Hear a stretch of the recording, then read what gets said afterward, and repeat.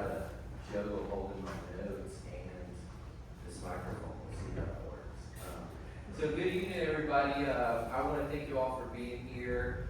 And I want to thank Victory North for hosting us again this year. Thank you,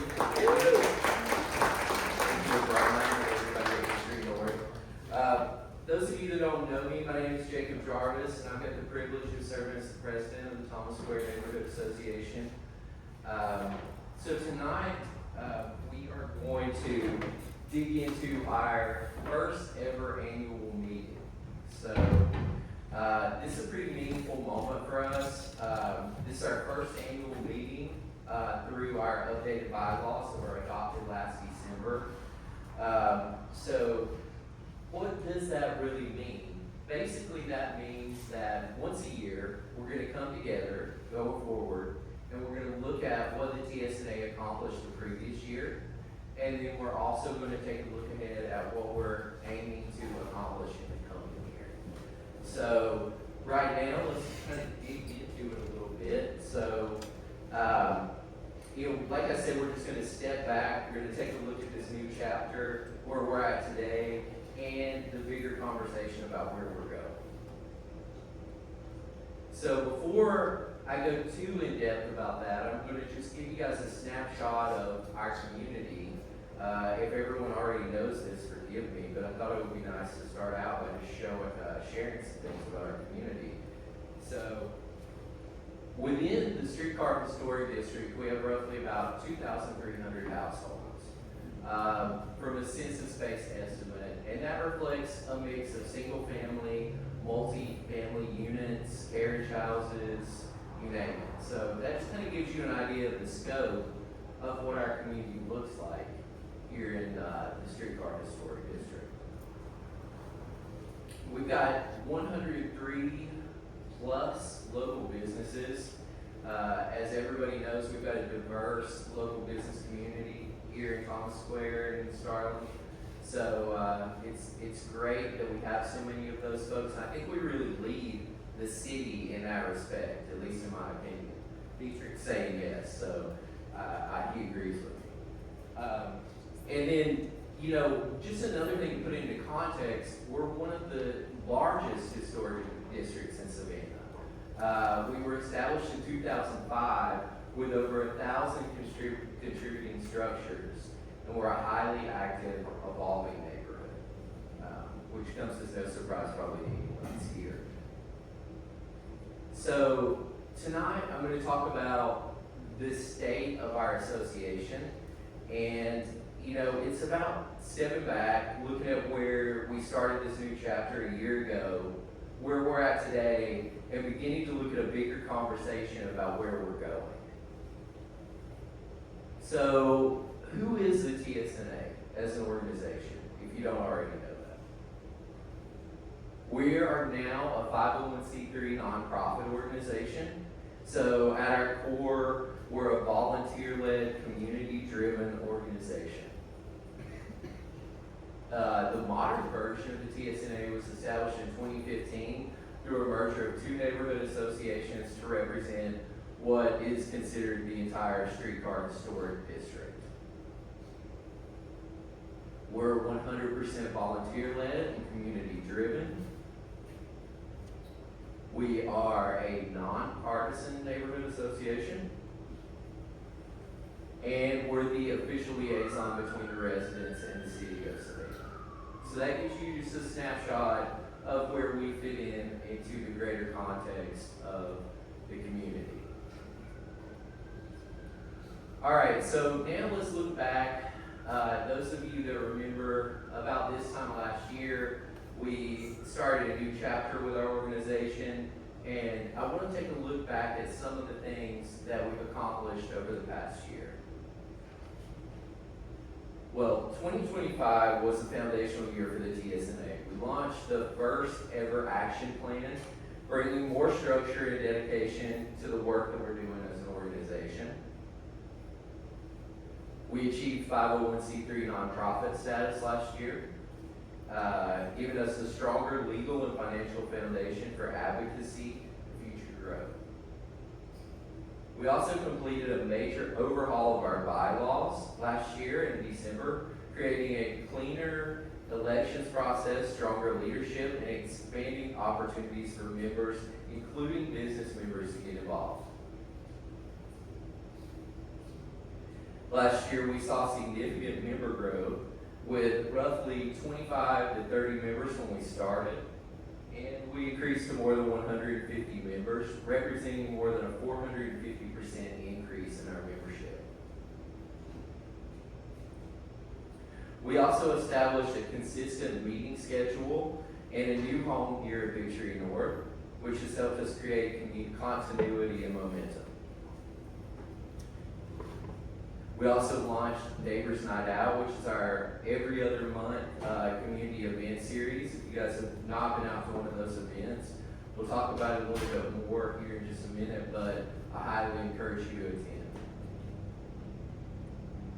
And we also played an active role in advocacy, especially in respect to the hotel development overlay discussion, which was a very hot topic last year in our community. So all of that brings us to where are we today?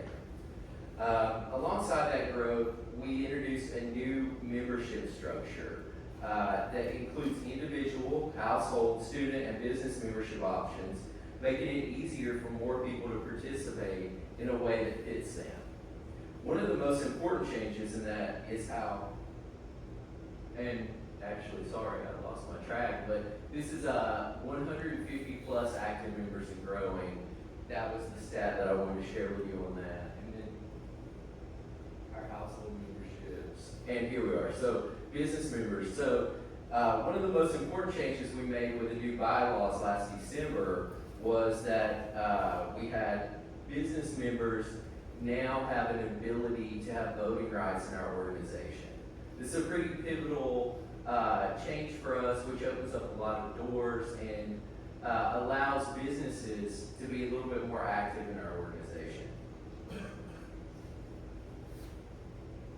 We also have broader representation now across our residents, businesses, and community stakeholders. So overall, what we're seeing is stronger, more diverse participation across our residents, our businesses, and our community stakeholders, which ultimately makes the TSNA more representative of our community. So let's take a little bit of a look at our financial snapshot. So at the beginning of 2025, TSNA was at a low point in terms of our membership, which directly impacted our revenue and left us with only a small reserve. Since then, we've recovered to a stable and growing financial position. We've rebuilt momentum, and we've increased our funds by roughly 43% before beginning in 2025. So in the past year, just to kind of think on that number, we've increased our funds by 43% since the beginning of last year, along with our huge membership increase. So I think we all deserve a round of applause for that, right? And you know, our revenue is driven by membership growth, like I said, and really community support. We don't receive a lot of donations at this time. So basically, our whole entire association is powered by each of you, our dues-paying members. By being a dues-paying member, you directly fuel our organization. You're our primary means of moving forward, and we really appreciate that. So thank you so much. So what do we do with the funds? We reinvest them into events, operations, and neighborhood initiatives. It's pretty straightforward. That's where the funds go. And last year, another key change in our financial infrastructure was that we migrated to Crowded, which is a nonprofit banking platform. If any of you guys are interested in that, I would highly recommend taking a look at it. But we did modernize things on our financial infrastructure a little bit by moving to Crowded. So I just wanted to mention that. And then, lastly, I want to talk about what we're going to do to take this a step forward this year. So this year, to continue our commitment to transparency, we are going to issue an annual financial snapshot that will be shared with our members, and that will be shared with our members each May of each year. So here in about a month's time or so, you will expect to receive in your inbox, if you're a member, just a financial snapshot of our organization to let you know where things stand in greater detail. So look for that. All right, so now let's talk a little bit about what we've learned, because we've spent a lot of time over this past year looking forward, but also building fundamentally a new foundation for our organization. So, now that we have a good picture of where we are, I want to reflect on a few things that became very clear. So, the first thing that became clear to us at the TSNA is that residents want a clear voice in their neighborhood. Full stop, And then they also want clear, consistent communication that builds trust. And that growth requires thoughtful guidance. And our connection strengthens community, and we can't accomplish all this without you. I mean, that's really the bottom line, right? Take a look at what we accomplished last year. It would not have been accomplished in respect to the hotel development overlay if we had not had engagement from our community at the level that we did. All of the emails, all of the letters, all of the voices that you guys raised really helped us protect our community and make a difference. So I just want to personally thank all of y'all for your time in that respect.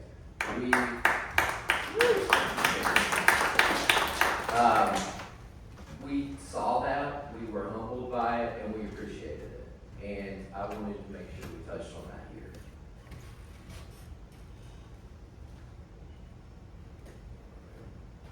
Let's see. Let me click this. There we go. Okay. Thank you so much. All right, so now's the fun part.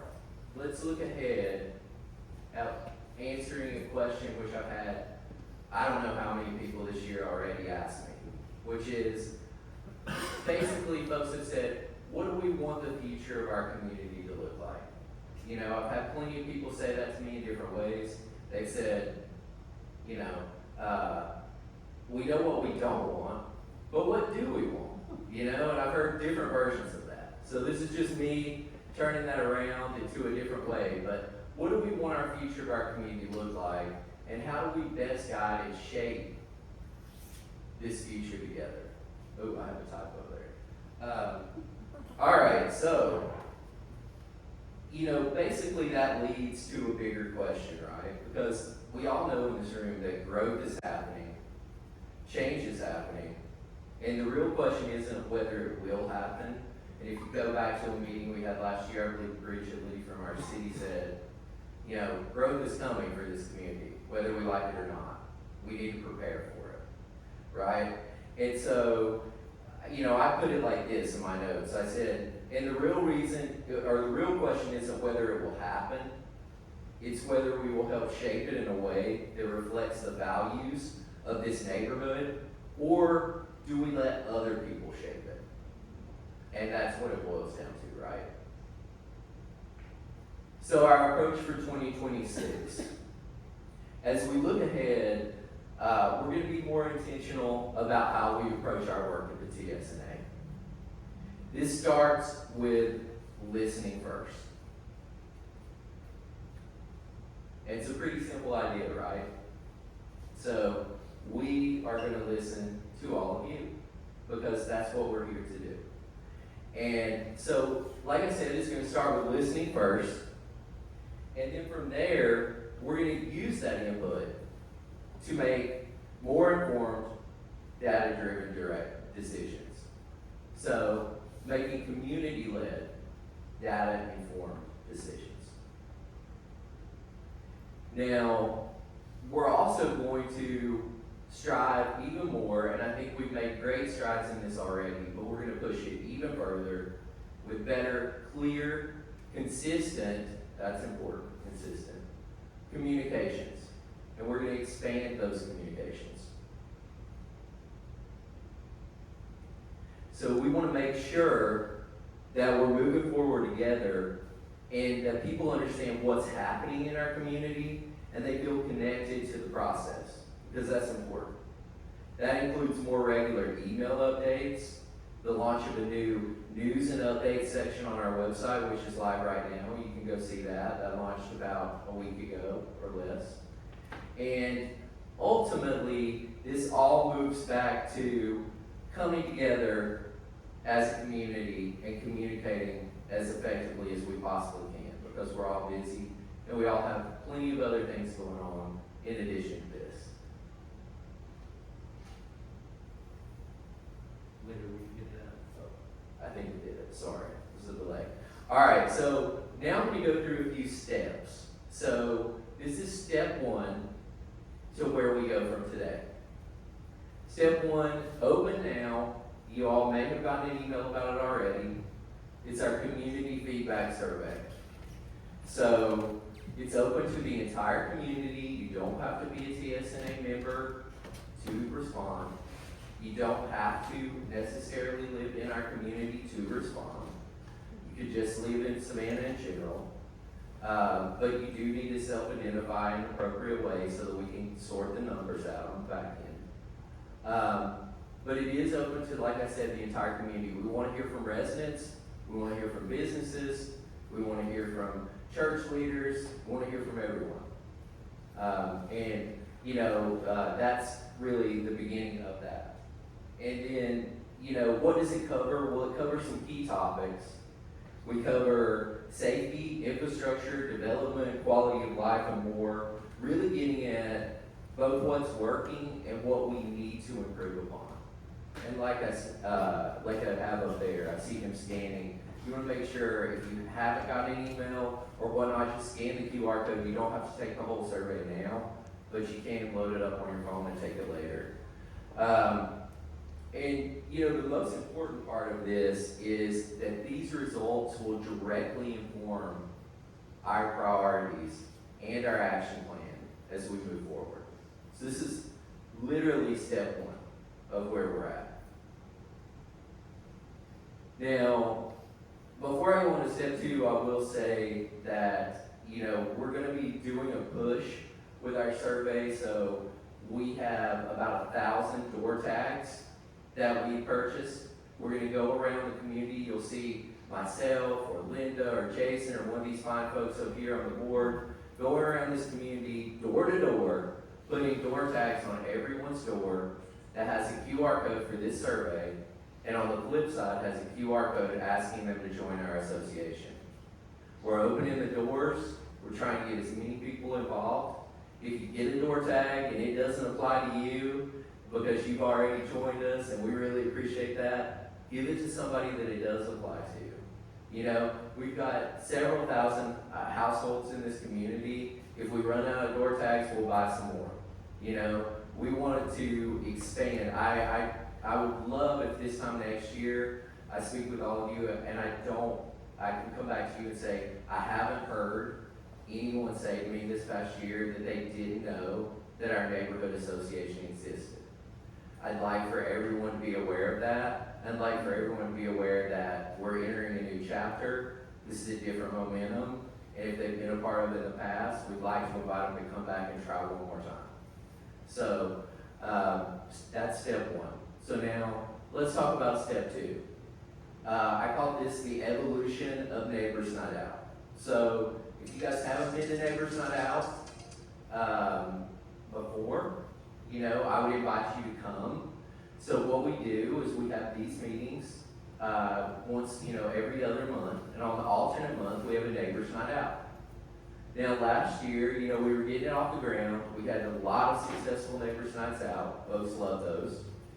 And one of the consistent feedback that I got both from the board and also from folks in the community was these are great, we love them, but how can we make them better, right? How can we enhance them? So this year, we're going to evolve Neighbors Night Out just a bit, nothing major. So it's always been an opportunity to connect. That was the core focus, right? But now we're going to try to have an opportunity to connect with purpose. And I'll have to give credit to Tom, because Tom said this many times last year. He said, it's great to get everyone together, but as we get folks together, let's talk about what the host concern is as a business. So, you know, if you're hosting the event as your business, let's have an engaged conversation about what you see in your part of the community, right? What your concerns are. And so that's step one. We want to bring that purpose and integrate that into these Neighbors Nights Out. So, obviously, we've always supported local businesses with this event. That's part of it, right? To get folks out, to go to different businesses in the community, try something. Maybe they haven't, go to a place they haven't been to, try a business that they haven't before.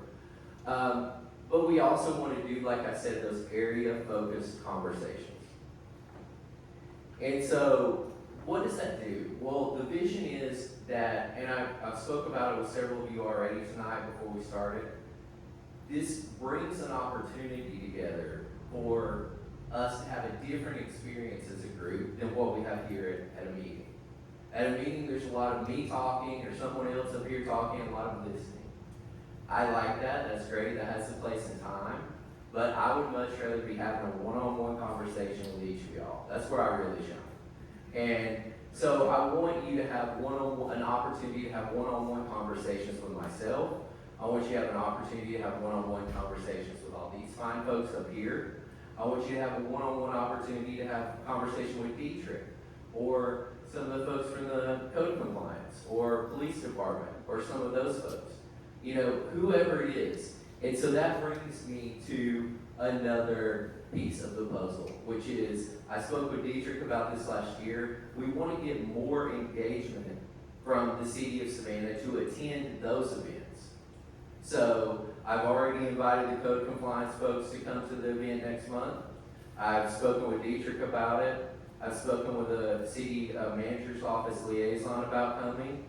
You know, Carl back there. And so I have, you know, opened the invitation to a lot of folks, and we'll see who attends. And I'll just keep asking, and we'll keep getting more folks to come. And I think this will be great, because I think it gives us yet another opportunity to connect on a more interpersonal basis, a one-on-one basis. It brings more purpose. Socialization is great, I love it, but let's put some structure to it as well. So that is really it in a nutshell. We're just looking to strengthen the community across Thomas Square and really just kick that up a notch. So now everyone's favorite topic, right? Growth. So before I go to the next step, I just want to just put this up here so we can all reflect on it, right?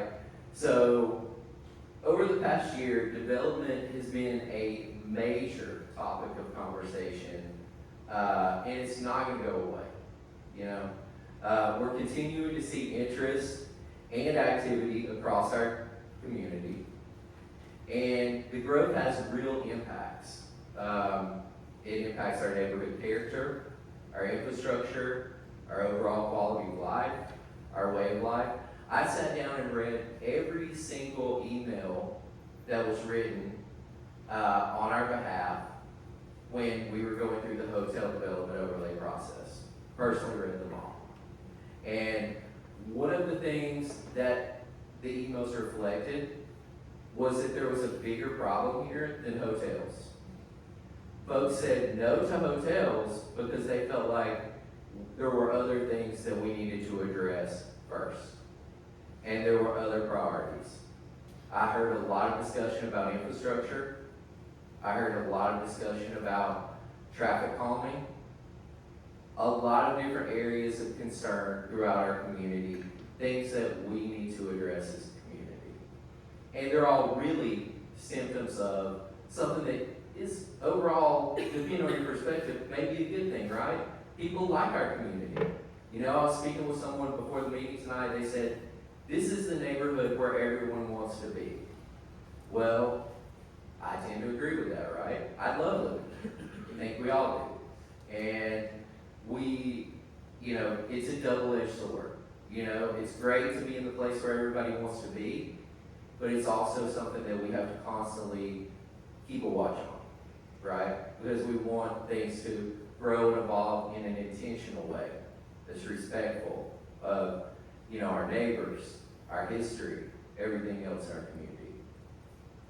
So again, I'm going to reiterate that question, right, that I mentioned before. The question isn't what is growth going to happen, but it's when is it happening? And the answer to that is now. And how are we going to respond to it? Well, that's what I want to work with all of you on this year. So, step 3 is something that I think is going to push us forward in that way, and it's going to give some structure. Another thing that I heard last year a lot, I think some people even yelled at me about it at a couple meetings. They said, well, how can we get involved? And so the next part of this presentation is going to talk about how the TSNA and these fine folks up here, how we're going to reach out to the community, and we're going to bring in more voices, more advisors, more help. And so the first part of that is introducing GPAC. So what is GPAC? So GPAC is the TSNA Growth and Preservation Advisory Committee. So this group's going to provide informed, balanced guidance on growth and development across our neighborhood.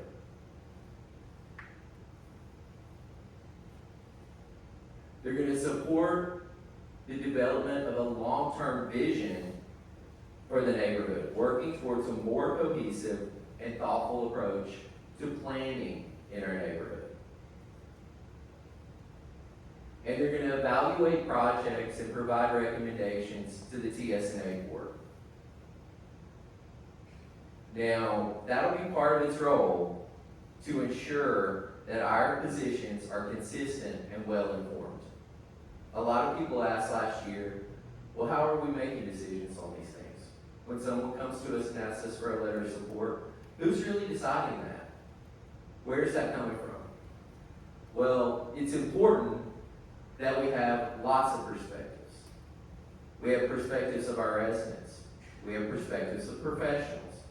We have perspectives of anyone and everyone that we can find that's skilled, so that together with these fine folks up here, we can all make a more informed decision about what we're supporting and what we're not supporting.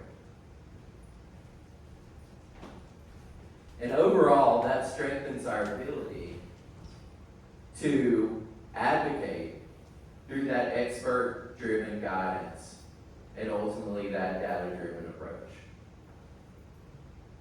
So let's dig into this, because all of that seemed maybe a little vague, right? So let's get down to the brass tacks of it, right? So what would GPAC do? Well, first of all, this group's going to meet monthly to evaluate development activity and key projects within our boundaries. They'll also identify infrastructure, mobility, and safety priorities within our community. They'll develop recommendations to guide the TSNA Board of Directors. And they'll explore long-term planning and master plan opportunities for our community.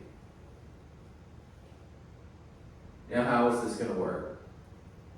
So the committee will include a diverse mix of 8 to 14 folks.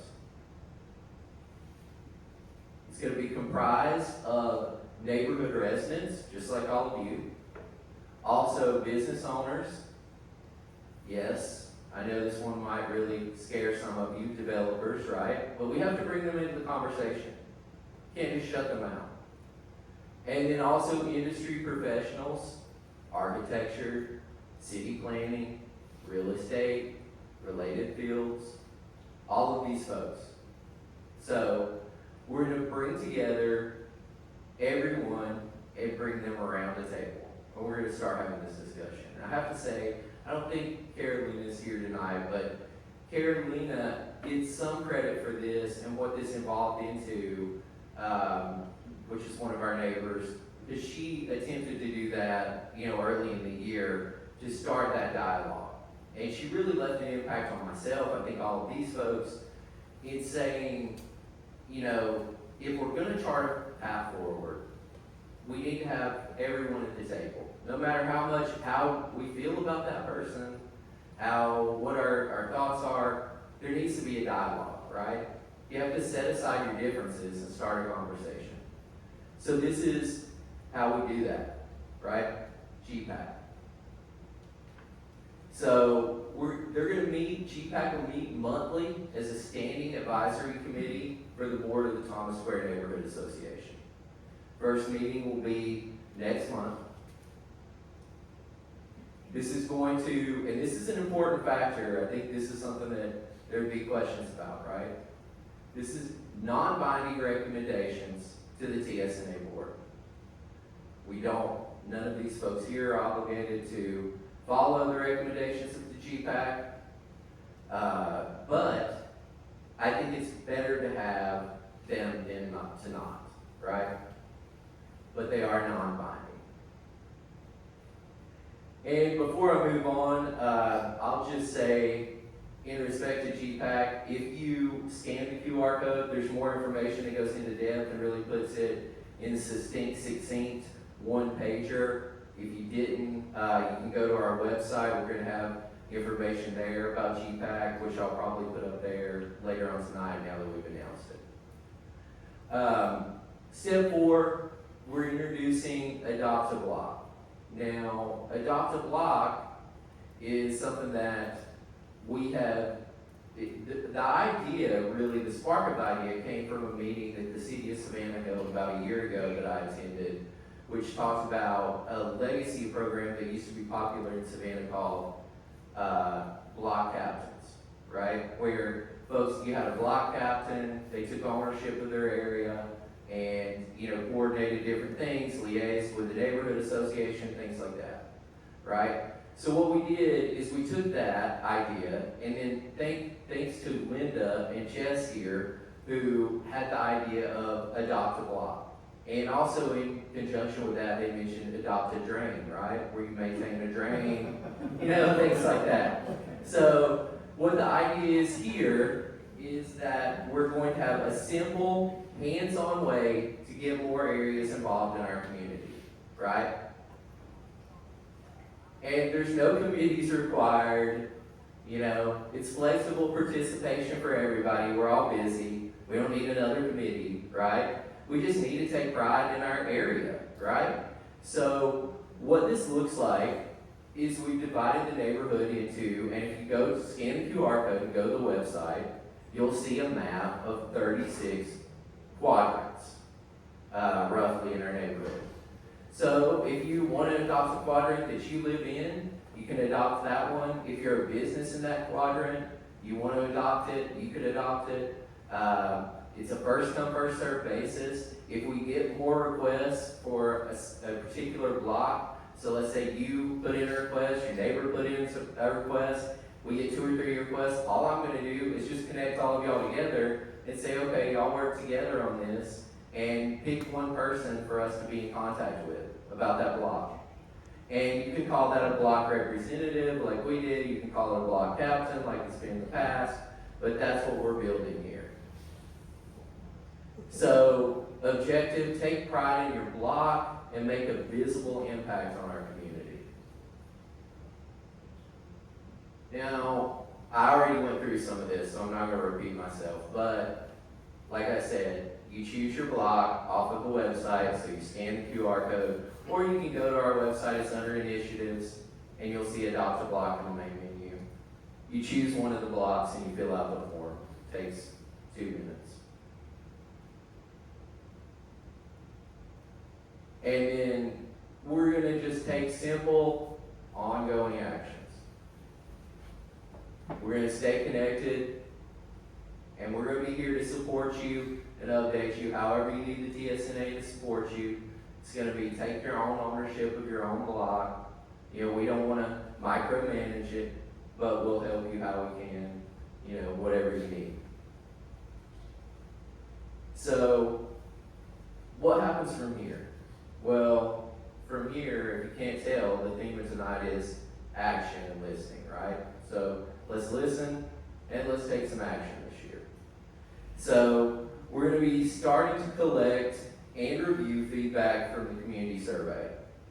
And we're going to be sharing those results back with you. So the survey results will be shared with the community in the summer at our July 20th TSNA meeting.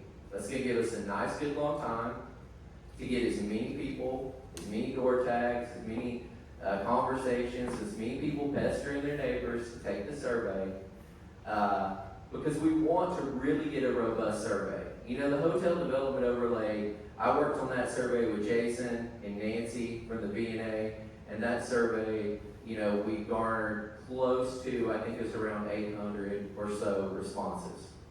Okay, we want to make it, let's make it 1,000 with this one. Let's take it up a notch, right? And so we want to give us time to do that, right? So that survey will remain open till around July 20th.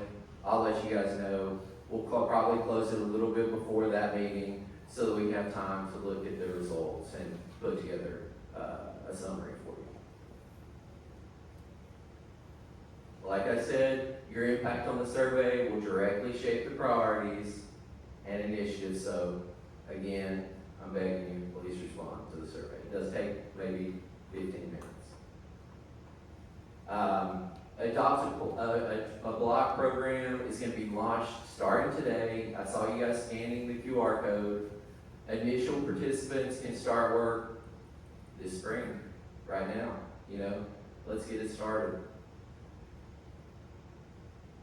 GPAC will have its first meeting, like I said, in April.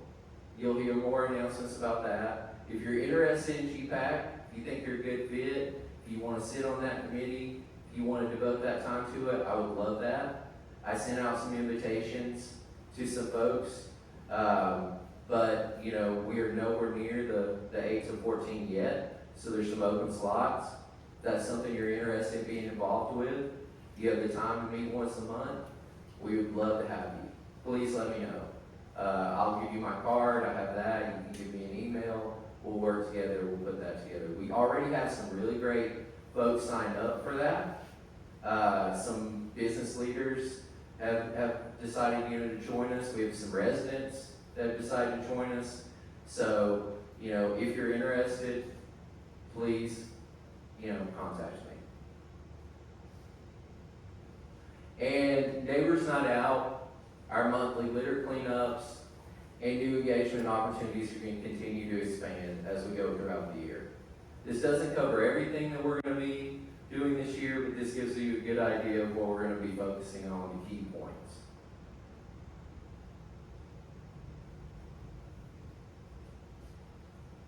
All right, so at the end of the day, everything that we talked about tonight comes back to this: building a stronger, more connected neighborhood. A neighborhood that's shaped by people who live here and strengthened through consistent collective action. And that only works if people stay engaged. If we keep showing up like we did last year, we keep participating and working together, we're going to go far. And you know, whether that's through the survey, if that's all you have time for, if you only have a quick 15 minutes and you're busy, or you want to attend the Neighbors Nights Out and that's your thing and you love that, or you want to join a program like GPAC, you know, for the advisory committee, just staying involved in whatever way makes the most sense to you, even if it's just calling me up or one of these fine folks up and giving us feedback, whatever, it's all appreciated. All right, so now, without further ado, I'm going to pass the stage over to Catherine Sinclair, who is the project manager from Fielder Associates. She's going to talk about a project proposal she wants to share with all of you guys for 422 West 43rd Street. Thank you so much, Catherine.